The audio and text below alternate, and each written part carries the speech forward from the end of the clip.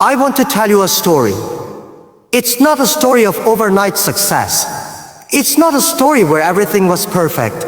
It's the story of starting with nothing, in a world that didn't believe in me, and finding a way to change the game. Back in the mid-1990s, the internet was something people in my country barely understood. Most people had never seen a computer, let alone used one. The idea of using the internet for business? That sounded crazy. I remember the first time I saw the internet. I went to the United States and a friend showed me a computer connected to the web. He typed in the word "a beer" and many results came up.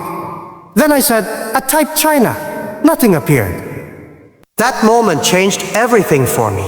I thought, if no one has built something about China on the internet, why can't we? If no one has brought the internet to business in my country, why can't we try? When I came back home, I told my friends about this amazing thing called the internet. They looked at me as if I had lost my mind. Some laughed, some said, this will never work here. Even experts said there was no market, no infrastructure, no way to make it happen. But I didn't see a no market. I saw opportunity. I didn't see a no infrastructure. I saw a chance to build something from the ground up. I didn't see a no way. I saw a why not. In life, many people will tell you something is impossible, but they are not predicting your future. They are only speaking from their own limitations. If you listen to them, you accept their limits as your own. I decided I would not accept those limits. I started small. I didn't have money. I didn't have a big office. I didn't have powerful connections. What I did have was a team of people who believed in the dream. We worked from my apartment. We didn't have proper desks or fancy computers. Sometimes the internet was so slow that it took hours to load a single page. But we kept going. We told ourselves, we are not building for today. We are building for tomorrow. We are not chasing quick money. We are chasing a vision. The vision was simple: to make it easy for people to do business anywhere in the world. In those early days, we made many mistakes. We failed more times than we succeeded. There were days I felt tired, days I thought maybe everyone else was right and we were wrong. But every time I thought about quitting, I remember that moment when I saw a China didn't exist on the internet. That empty search result reminded me, if we don't do it, maybe no one will. And if no one will, the opportunity will be lost. Being a disruptor doesn't mean you have all the answers. It means you are willing to keep asking questions that others are afraid to ask. It means you are willing to start something that looks foolish to most people. It means you can take the noise of doubt and turn it into fuel for action. I knew that technology would change the world, but I also knew technology alone was not enough. People are the heart of disruption. We needed people who understood the local culture, the local businesses, and the real problems they faced. We listened to small business owners. We asked them about their challenges. We learned that they wanted access to markets, but they didn't know how to reach them. The internet could be the bridge.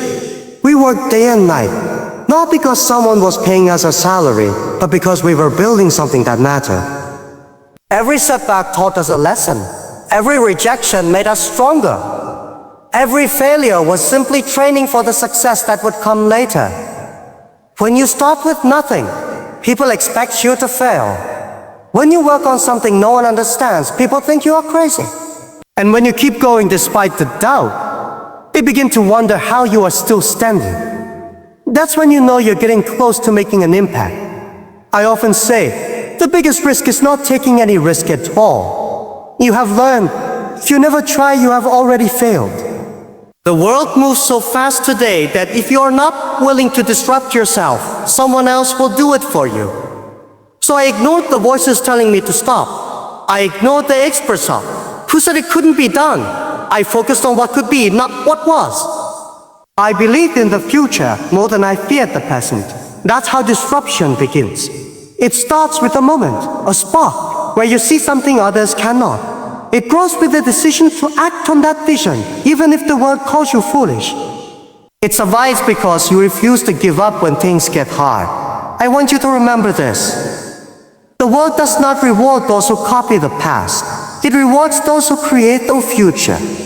If you see a gap, fill it.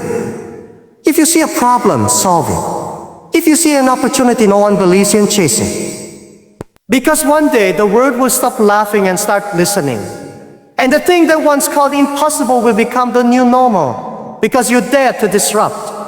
Vision beyond the horizon. When I talk about vision, I don't mean the kind of vision you get from looking at next month's sales numbers. I mean the kind of vision that lets you see 10, 20, even 30 years into the future. The kind of vision that allows you to make decisions today that may not pay off for years, and to be okay with that. Most people look at the world and see what is. A disruptor looks at the world and sees what could be. The difference is subtle, but it's everything. In the early days, when I was trying to explain the idea of online commerce, most people didn't understand it. They would ask me, how can people buy something without touching it? Without meeting the seller? Without paying cash? These questions made sense at the time. But I wasn't looking at the present. I was imagining the future, a world where technology made it easy for anyone, anywhere, to do business with anyone else, no matter the distance. You see, vision beyond the horizon means you are willing to believe in something before it becomes obvious. It means you can look at a seed and already imagine the tree it will become. You don't wait for everyone else to agree with you, because by the time they do, the opportunity is gone. The truth is, the future is invisible to most people until someone builds it. If you are a disruptor, your job is to build it, even when no one believes it's possible. Let me give you an example. In the late 1990s, internet penetration in my country was almost zero. No one could imagine that in just a couple of decades, hundreds of millions of people would be online, shopping, learning, connecting. But I believed it would happen. Not because I had conviction. I looked at what was happening in other parts of the world and thought, if they can do it, why can't we? Better, why not? Question is powerful. It pushes you beyond the horizon. People will say you are unrealistic. They will tell you to be practical. But remember this, practicality builds small businesses. Vision builds revolutions. If you want to disrupt, you cannot only think about what works today. You have to think about what will work tomorrow, and the day after, and the decade after that. Vision is not just about technology or business models. It's about understanding people. I spent countless hours talking to small business owners, street vendors, and shopkeepers. I asked them, what are your biggest challenges? Most said the same thing. They didn't have access to bigger markets. They could sell in their neighborhoods, but not beyond. That's when I realized, if the internet could connect them to the whole country, even the whole world, it could change everything. And so the vision became clearer. We were not just building a company, we were building a bridge that would allow small businesses to cross from the local to the global stage. But here's the thing about vision. It's useless unless you act on it. Many people have ideas. Few people are willing to put in the years of hard work it takes to bring those ideas to life. Vision beyond the horizon requires patience. You cannot rush the future. You must prepare for it. When I looked at the horizon, I didn't just see a world where everyone was online. I saw a world where trust had to be built into the system, where payments had to be safe, where logistics had to be reliable. So while other people were laughing at the idea of online business, we were quietly working on solving these problems before they became problems. That's the advantage of vision. It allows you to prepare for challenges before they arrive. You must understand, disruption is not just about speed, it's about direction.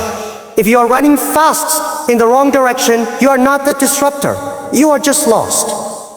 Vision is what keeps you on the right path, even when the journey is long. When you think beyond the horizon, you also have to accept that the road will not be straight. There will be times when the market is not ready. There will be times when your idea feels too early. That's when most people quit. But if your vision is strong, you will keep going, because you are not chasing applause. You are building the future. I often tell entrepreneurs, Don't focus only on the competition in front of you. Focus on the change happening around you. Technology changes. Customer behavior changes. Markets evolve. If you can see these changes before others do, you can position yourself to lead when the moment comes. One of the mistakes people make is thinking vision. It's about predicting the future like a fortune teller. It's not. It's about preparing for multiple possibilities, building a flexible foundation, and being ready to adapt. The horizon is not a fixed point. It moves as you move. And the closer you get to it, the more it expands. When we first started, my vision was simple: bring the internet to small businesses. But as we grew, the vision expanded. Empower entrepreneurs, build trust in e-commerce, improve logistics, develop mobile payments. Each time we reached one horizon, we saw another one waiting. And here's the most important lesson. Vision is not about what you want for yourself. It's about what you can create for others. If your vision only serves you, it will die with you. If your vision serves millions, it will live beyond you. Thinking beyond the horizon requires courage. Because to see the future clearly, you must be willing to turn your back on the safety of the present. It means walking toward uncertainty while everyone else runs toward comfort. It means being misunderstood, criticized, and sometimes even ridiculed. But every great change in history started with someone who saw beyond the horizon, someone who ignored the noise, someone who believed that tomorrow could be different, and worked to make it so. When you build with vision, you are not just reacting to the world, you are shaping it. You are deciding in advance what the future will look like, and then doing the work to bring it into reality. This is the mindset that creates disruption. Not chasing trends, but creating them. Not waiting for permission, but taking initiative. Not being afraid to be first, even if being first means being alone for a while. I'll leave you with this. The horizon will always be far away. You will never fully reach it. Because the moment you do, there will be another one waiting. That is the beauty of vision. It keeps moving forward. It keeps you growing. It keeps you disrupting. Don't let the short-sightedness of others limit your long-term view. When they say it's too early, remember that's exactly when you have the greatest chance to lead. When they say it's too hard, remember that's exactly why it's worth doing. If you can see beyond the horizon, you can build what others can't even imagine. And that is the first step to true disruption. Embrace the impossible. People often ask me, what is the secret to building something truly different? And I tell them, it begins with embracing the impossible. Now, when I say embrace the impossible, I don't mean ignoring reality. I mean refusing to let the limits of today decide the possibilities of tomorrow. The truth is, every great idea starts as something people call impossible. Think about it. Before electricity, light bulbs were impossible. Before airplanes, flight was impossible. Before the internet, instant communication across the world was impossible. And yet, here we are. Not because the impossible suddenly became easy, but because someone decided to embrace it instead of running from it. When I first spoke about building an online marketplace for small businesses in my country, the reaction was the same everywhere. This is impossible. But no one here uses the internet for business. The people won't trust it. There's no payment system. There's no delivery system. And my personal favorites, you have no experience in technology, so you can't do this. They were right about one thing. I had no experience in technology. I was an English teacher, not a programmer, but that's exactly why I didn't see technology as a wall. I saw it as a tool. I wasn't blinded by the complexity. I was focused on the opportunity. The truth is, people call something impossible, not because it is impossible, but because they cannot see the steps to make it possible. When you embrace the impossible, your job is to see those steps or create them. In those early days, everything we needed was missing. We had no capital, no infrastructure, no proven business model to copy. But instead of letting that stop us, we asked a different question. How can we build what doesn't exist yet? This is the mindset shift you need. When you hear it can't be done, you must train your mind to think, it hasn't been done yet. I learned very quickly that embracing the impossible is not about having all the answers on day one. It's about committing to finding the answers over time. And this is where most people fail. They want certainty before they start.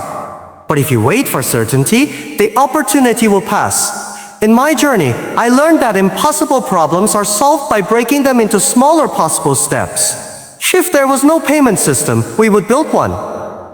If there was no trust in online transactions, we would create rules and protections to build it. If there was no delivery network, we would work with partners to make one. We didn't solve all of these at once, we solved them one by one over years.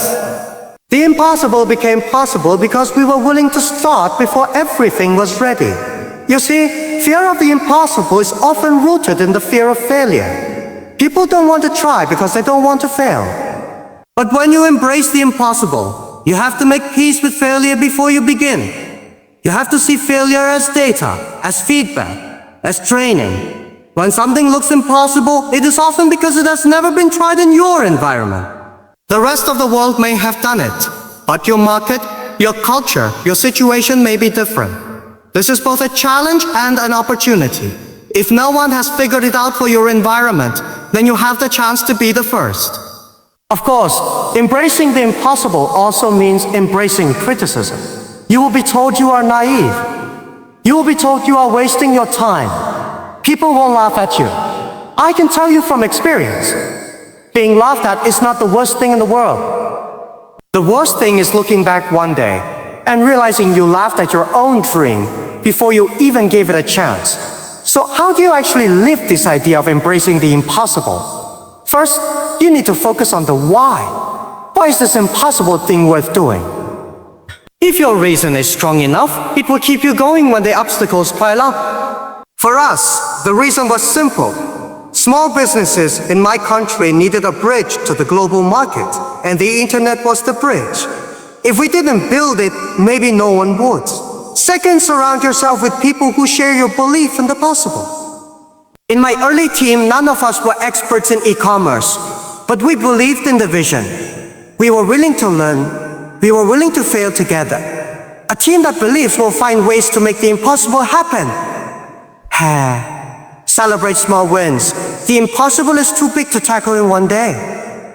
Every small step forward is proof that it can be done.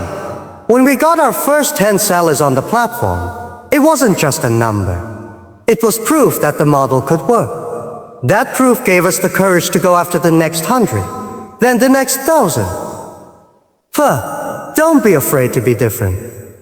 Om Basal. When you work on the impossible, your approach will often look strange to outsiders. In our early days, while others were chasing big corporate clients, we focused on the smallest businesses. Street vendors, family shops. People said it was a waste of time. But we knew these small players were the foundation of the economy. And when they grew, we would grow. That decision, which seemed strange at the time, became one of our biggest strengths. Adapted. When you try the impossible, your first plan will almost never work perfectly. That's not failure. That's reality. We changed our business model multiple times in the early years. Each change brought us closer to making the impossible possible. Flexibility is your survival tool. The most powerful thing I learned is this. The impossible is not a wall, it's a gate. But the gate only opens for those who are willing to push against it for a very long time. There were times we almost gave up. Times when the bank account was low. When customers didn't fail. But we reminded ourselves, every great achievement was once a crazy idea. If we quit, we would only prove the doubters right. If we kept going, we had a chance to prove ourselves right. And here's something important. When you embrace the impossible, you don't just change the world. You change yourself. You become more resilient, more creative, more resourceful. You learn to lead through uncertainty. You learn to turn I don't know into I find out. Today, when people look at what we built, they see a giant company. What they don't see is the years of people calling it impossible. They don't see the nights we worked in a small apartment with slow internet. They don't see the hundreds of rejections from investors. But all of that was part of the process of embracing the impossible until it became reality. I often tell young entrepreneurs, if your dream looks easy, it's probably too small. A dream worth chasing should scare you a little. It should make other people doubt you. It should force you to grow into the person who can make it happen. So the next time someone says, "That's impossible," smile and thank them, because they just told you you're onto something big. The world does not reward those who only work on what's already been done. It rewards those who are willing to walk into the unknown, to try what others are afraid to try, and to keep going when the path gets dark. Remember, impossible is just a word. It has no power unless you give it power. If you embrace it, challenge it, and work at it, you will see what I have seen, that the impossible is not the end of the story, it's the beginning. People over technology, when people hear the word a disruption, they often think about technology. They think about apps, platforms, machines, artificial intelligence. They think about faster, smarter, more efficient systems. But here's something I learned very early. Technology alone does not change the world. People do. Technology is a tool. It is like a hammer. In the hands of one person, it builds a house. In the hands of another, it sits unused in a box. The value of technology comes not from the code or the hardware, but from the human vision that drives it. When we started our company, I knew almost nothing about technology. I couldn't write a single line of code. I didn't know how servers worked or how to design a website. If technology was the only thing that mattered, I would have failed before I even began. But I understood people. I understood that small business owners wanted a way to sell more, reach more customers, and grow their income. I understood that trust was the biggest barrier, that people needed to feel safe, buying from someone they had never met. I understood that my team needed a reason bigger than money to keep going when things got hard. So I built the company not on technology, but on people. I built it around customers who had real problems that needed solving. I built it with a team that believed in the mission. I built it on relationships, on trust, on shared goals. Technology made all of this possible. But it was never the starting point. Here's what I mean. When I talked to shopkeepers and street vendors in those early days, I didn't tell them about the internet. I didn't talk about algorithms or servers or digital infrastructure. I asked them questions. What is your biggest challenge? Or what would help you grow your business? Or what makes you afraid to try something new? And they would tell me, we can't reach customers outside our town. We don't have a safe way to collect payments from far away. We worry that if we ship something, the customer won't pay. Those answers became the blueprint. Technology was simply the bridge between their needs and our solutions. That's why I say, focus on people first. If you understand people deeply enough, you will always find the right technology to solve them. If you focus only on technology, you may end up building something clever but useless. Think about the companies that fail. They often fail not because their technology is bad, but because it solves the wrong problem, or solves it in a way people don't care about. You can have the most advanced platform in the world, but if it doesn't make life better for someone, it won't last. When we were building our marketplace, we faced a huge challenge. Trust. Sellers didn't trust buyers, and buyers didn't trust sellers. If we didn't solve this, nothing else would matter. So we created systems to hold payments until buyers confirmed they received their goods. We introduced ratings and reviews so both sides could build reputations. These ideas were not purely technological. They were human solutions, supported by technology. I believe the best innovations are born at the intersection of human understanding and technological possibility. You have to listen to people until you know them better than they know themselves. You have to walk in their shoes, feel their frustrations, and imagine their ideal world. Then, you can use technology to bring that world closer to reality. In building my team, I also put people over technology. I didn't hire only the smartest engineers or the most experienced designers. I looked for people with the right values, people who were willing to learn, to adapt, to stay committed to the mission. I could teach them technology. I could not teach them passion, resilience, or integrity. One of the greatest misconceptions in business today is that technology will replace people. I don't believe that. Yes, technology will change the way we work. It will make some jobs obsolete and create new ones. But behind every breakthrough technology is a human mind that imagined it, built it, improved it. Purposeful company is a team of people who cared enough to make it succeed. Even today, when I think about our company's growth, I don't credit only our platforms, payment systems, or logistics networks. I credit the farmers who decided to try selling online for the first time. I credit the young entrepreneurs who stayed up all night packing orders by hand. I credit the engineers who solved problems no one had ever solved before. I credit the customers who took a chance on buying from someone they couldn't meet face to face. Technology may be the engine, but people are the fuel.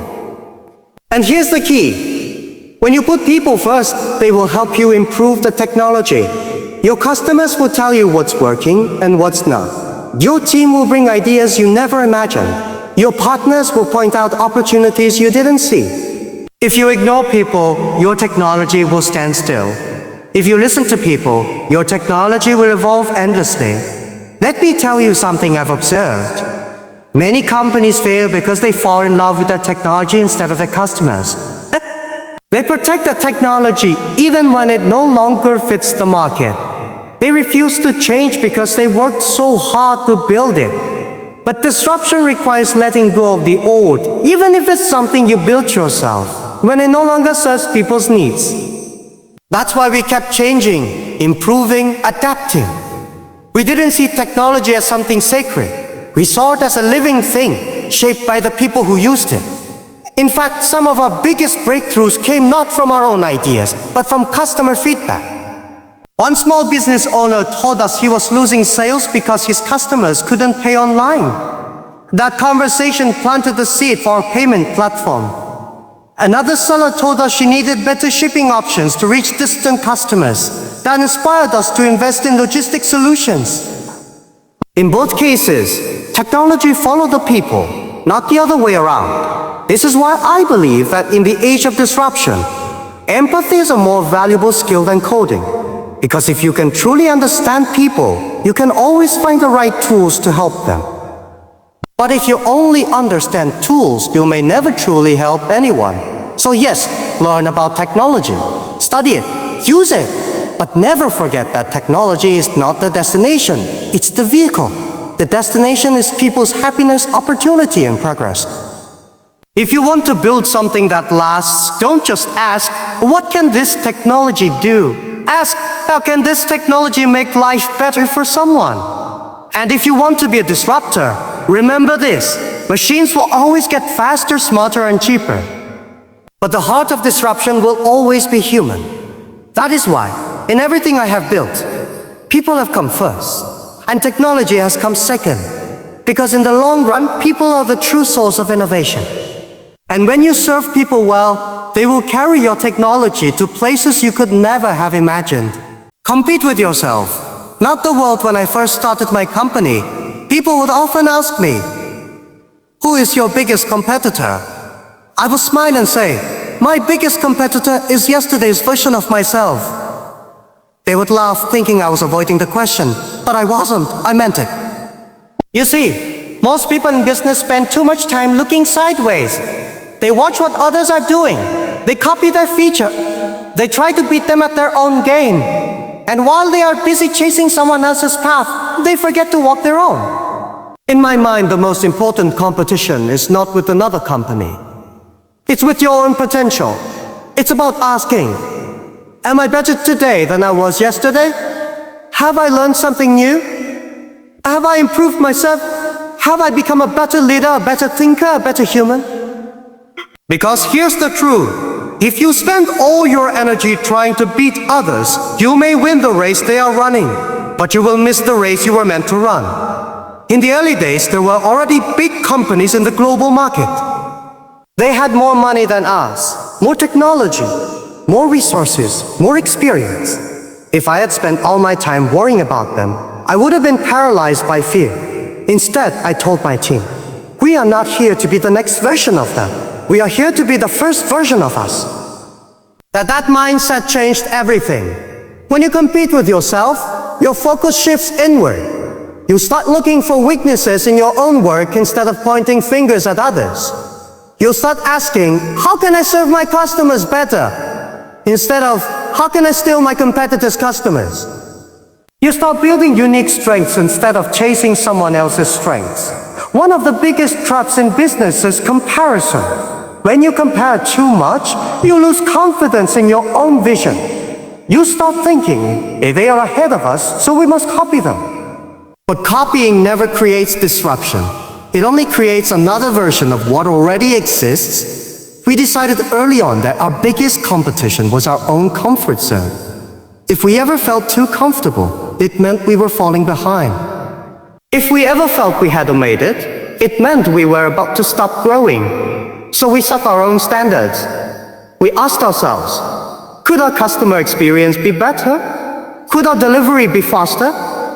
Or could our technology be simpler for people to use?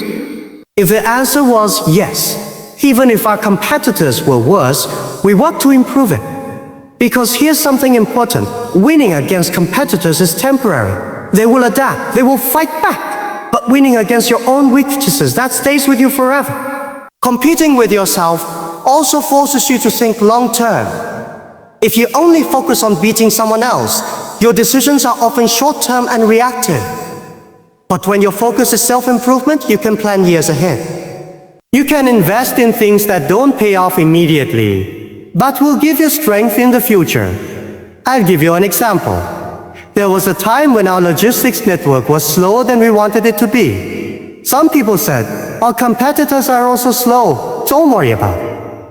But I said, that doesn't matter. We are not competing with them, we are competing with our own potential. We can do better, so we must do better. We invested heavily in improving logistics, even when it was costly and difficult. Today, that investment is one of our greatest strengths. Another benefit of competing with yourself is that it removes fear. When you focus on beating others, you live in constant anxiety. Every move they make feels like a threat. But when you focus on your own progress, you gain stability. You know that as long as you keep improving, you will always find your place in the market. This mindset also builds resilience. If your success depends on someone else's failure, what happens when they succeed? But if your success depends on your own growth, no one can take that away from you. When I talk to young entrepreneurs, I tell them, stop asking, how can I be better than them? Start asking, how can I be better than I was yesterday? Because every day you improve, you make your competitors irrelevant. Now, this doesn't mean you ignore what's happening around you. Of course, you must be aware of the market. Of course, you must understand trends and shifts. But you must never let your competitors dictate your strategy. Let them inspire you, but never let them control you. Think of it like climbing a mountain. If you spend all your time looking at the climbers next to you, you might take the wrong path just to get ahead of them. But if you focus on your own climb, your pace, your grip, your safety, you'll reach the top in your own way. And maybe, just maybe, you'll find a better route that no one else saw. For me, competing with myself meant constantly asking, how can I make our vision clearer? Or how can I make our services more valuable? How can I make our culture stronger? Because if we kept improving in these areas, no competitor could stop us. Even today, with all our growth, I still tell my team, our biggest danger is not losing to someone else, it's losing to ourselves. It's losing our hunger, losing our creativity, losing our willingness to take risks. That's why we celebrate not just big victories, but small improvements. A slightly faster delivery time, a smoother payment process, a better user interface. These small wins add up over time until you are miles ahead. Not because you were chasing others, but because you were chasing your best self. And here's the most beautiful part. When you compete with yourself, you can cheer for others. You don't have to fear their success because their success doesn't threaten your growth. In fact, you can learn from them, share ideas, even collaborate, because your real race is with yourself. So if you want to disrupt, stop obsessing over who's ahead of you or behind you. Look in the mirror and ask, am I doing the best I can today? Am I learning? Am I pushing myself to improve? If the answer is yes, keep going. If the answer is no, don't waste time worrying about others. Fix yourself first. Remember, the companies that last are not the ones that crushed every competitor. They're the ones that kept evolving year after year without losing their identity. Your greatest competitor will always be your own limits. Break them and you will go further than you ever imagined. Leverage failure as a weapon. When people see me today, they often imagine a smooth journey. They see the success, the headlines, the big stages. But what they don't see is the mountain of failures behind all of it. And I tell you, without those failures, none of this would exist. Failure is not the enemy. Failure is the teacher you didn't want but desperately needed. Failure is the mirror that shows you your weaknesses so clearly that you can't ignore them. And if you are smart, failure can become your greatest weapon. When I was young, I applied for 30 jobs, and I was rejected by all of them. Even KFC rejected me. Out of 24 people applying, they hired 23. I was the only one left out. You can imagine how that felt. In schools, I failed twice in middle school, 3 times in university entrance exams. When I applied to Harvard, I was rejected 10 times. People laughed, some even felt sorry for me. But I didn't see these as signs to quit. I saw them as training. Every rejection sharpened my patience. Every failure built my tolerance for pain. Every mistake taught me something that success could never teach. When you win, you celebrate, but you rarely question yourself deeply. When you fail, you are forced to ask, what went wrong? Or what can I change? Or what can I do better next time? That process of questioning is how you grow. The problem is, most people are afraid of failure. They treat it like a disease, something to avoid at all costs. But avoiding failure means avoiding growth. You can't have one without the other. When I started my company, I told my team, we will make mistakes, and that's okay. But we must make new mistakes, not the same old ones. This is the key. Fail, learn, adapt. Fail again, learn again, adapt again. Failure is like a blacksmith's hammer. It shapes you, it beats away your ego. It makes you stronger, sharper, more disciplined. But here's the twist. Failure can also be used offensively. It can be a weapon. Let me explain. In business, many competitors play safe. They don't want to try bold ideas because they fear embarrassment. But if you embrace failure, you can move faster than them. You can experiment more. You can innovate without the heavy chains of perfectionism. While they wait for the perfect plan, you are already learning from your imperfect attempts. Every failure gives you data. It shows you what doesn't work, and that knowledge is priceless. The more you know what doesn't work, the closer you get to what does. I remember launching one of our early projects. It failed so badly that even our friends told us to shut it down. But we studied why it failed. We discovered gaps in our system, gaps in user experience. We fixed those gaps, and in the next attempt, the product exploded in popularity. That success was born directly from the lessons of the failure. If we had been afraid to try, we would have lost the opportunity entirely. There is also another way failure becomes a weapon. It kills your fear. Once you've been embarrassed, once you've been rejected, once you've lost money and still survived, you realize failure cannot destroy you. That realization is dangerous for your competitors. Because when you have no fear of failure, you are willing to try things they wouldn't dare attempt. Failure also humbles you. And humility is an asset. When you fail, you become more willing to listen. You become more open to advice. You respect the process instead of expecting shortcuts. For example, when I failed in school, I realized that academic intelligence was not my strength, but communication was. So I worked on speaking, persuading, building relationships. That skill became one of my greatest tools in business. Without failure pushing me in that direction, I might have wasted my life chasing something I wasn't built for. Here's something important to remember. Failure is only permanent if you stop moving. If you keep going, failure becomes part of the journey, not the end of it. Many people fail once and never try again. They hide. They protect themselves from future pain. But that safety comes at the cost of their dreams. I learned that the faster you stand up after falling, the less power failure has over you. When you fall, don't stay on the ground too long thinking about the pain. Get up, adjust, keep moving. In my company, we have a saying, fall forward. It means even when you fail in a way that pushes you toward your goal. Make the mistake while moving, not while standing still. If you look at the history of innovation, you will see that every great product, every great service, every great invention is built on a mountain of failures. Edison failed thousands of times before the light bulb worked. Every failure taught him something about what not to do. In the same way, when you fail, don't just feel bad. Take notes. Turn every mistake into a lesson. Turn every rejection into motivation. Turn every stepping stone. Here's a practical thing I do. Whenever we try something new and it fails, we hold a post-mortem meeting. We ask, what exactly went wrong? Was it a bad idea or bad execution? Or could this idea work in another form? This way we don't waste the failure, we harvest it. I want you to think of failure like training weights. When you lift them, it's uncomfortable, it's heavy, it's tiring. But the weight itself is not the goal. The strength it builds is the goal. And here's the final thing I will say about failure.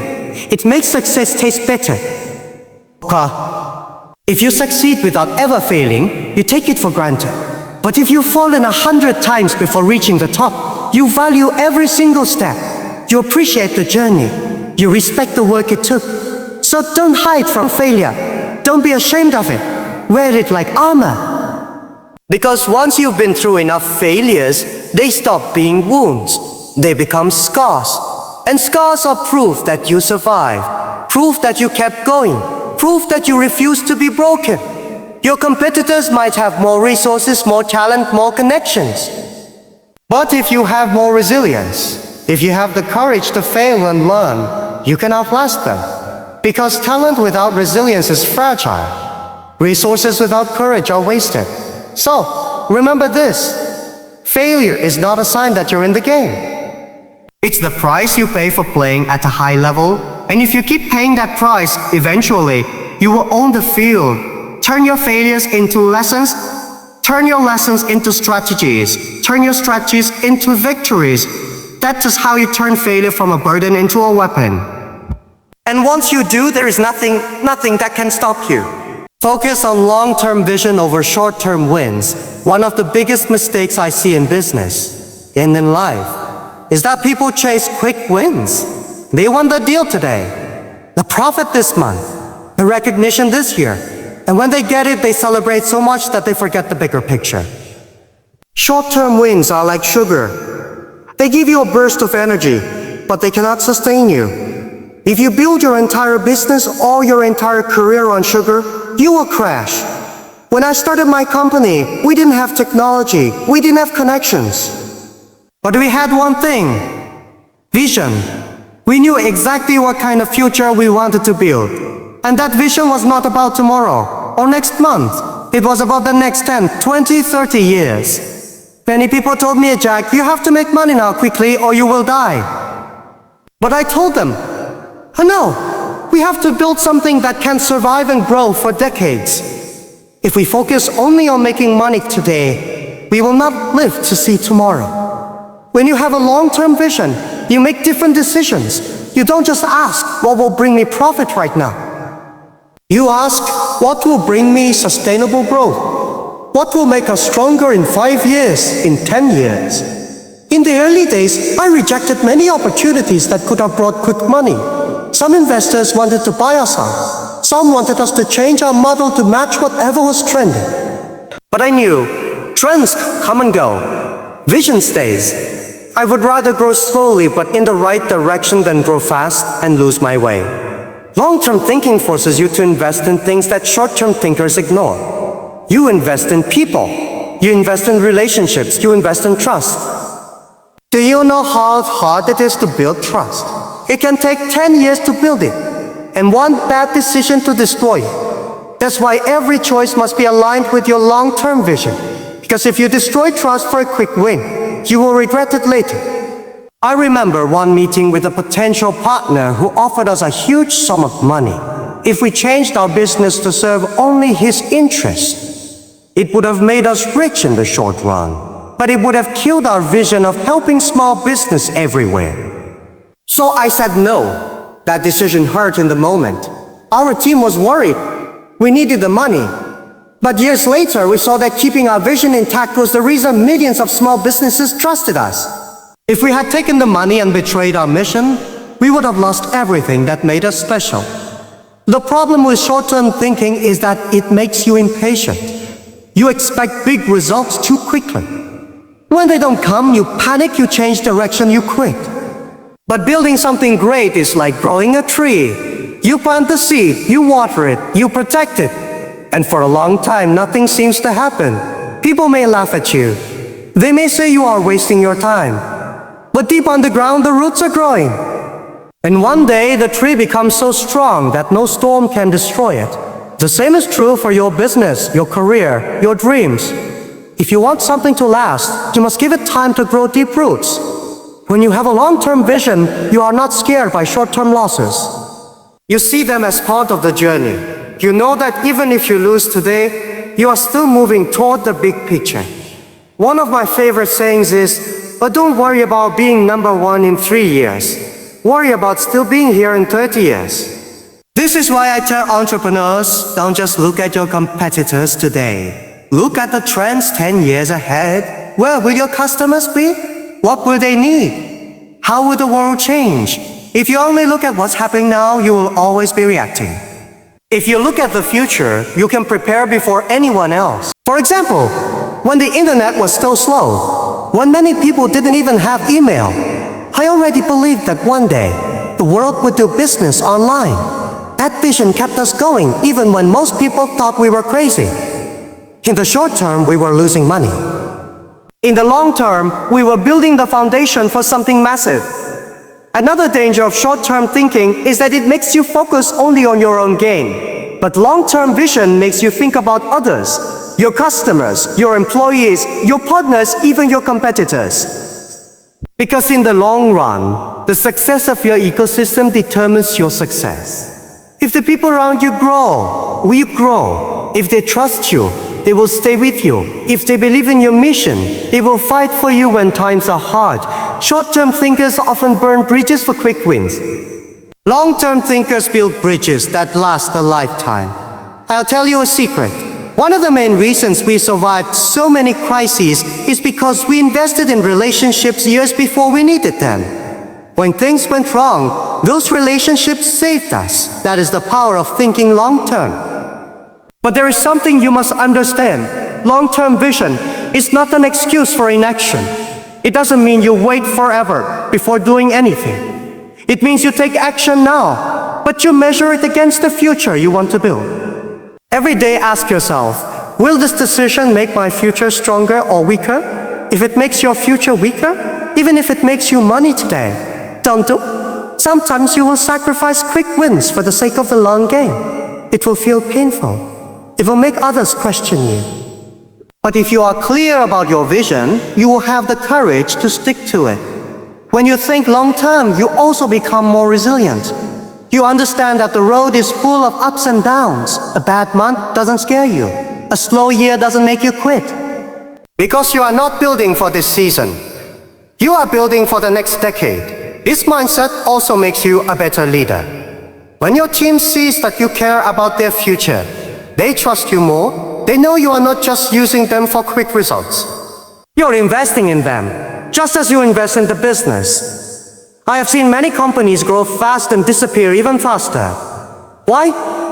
Because they chased trends, ignored their vision, and forgot about the long term. And I have seen companies grow slowly but steadily. And today they dominate their industries because they never lost sight of where they were going. Your vision is your compass. If you lose it, even the fastest ship will get lost. If you keep it, even a slow ship will reach the right destination. So focus less on the race against others, and more on the journey toward your own vision. Because in the long run, it is not the fastest who win. It is the most consistent. Remember this, short-term wins feed your ego. Long-term vision feeds your legacy. And when you're gone, people will not remember the small deals you made in 1 month or 1 year. They will remember the future you helped create. That is why I say, don't just build for today, build for forever. When I look back, I see that everything people once called impossible became possible, not because I was smarter, richer, or luckier than others, but because I was willing to try when others hesitate. I have learned that disruption is not about destroying what exists. It is about reimagining what can be. It is about taking what people accept as normal and asking, why should it be this way? If you want to be a disruptor, you must be comfortable with being misunderstood for a long time. You must be willing to walk into rooms where nobody supports you, stand on stages where people laugh at you, and still believe in the vision you hold in your heart. I want you to remember this. The world changes because of people who refuse to wait for permission. If you're waiting for the perfect time, it will never come. If you're waiting for everyone to understand, you will wait forever. When I started, we had no money, no experience, and no guarantees. But we had a mission, became our fuel. And when you have a mission that truly matters, you find the strength to keep going, even when the road is dark. There will always be people who tell you to play it safe. There will always be a voice in your head asking, what if I fail? But the better question is, what if I succeed? What if this works? What if I change not only my life, but the lives of millions? Disruption is not a single act. It is a way of thinking, a way of living. It means you are willing to adapt, to keep learning, to never be satisfied with the good enough. The truth is, every great company, every great innovation, every breakthrough in history started with someone saying, oh, let's try. And that the try came from a belief that the future could be better than the present. So I leave you with this. Don't just adapt to the world, shape it. Don't just follow trends, create them. Don't just dream, act. Because one day when people ask you how you did it, you will smile and say, I didn't just wait for the future. I built it. That is the true philosophy of disruption.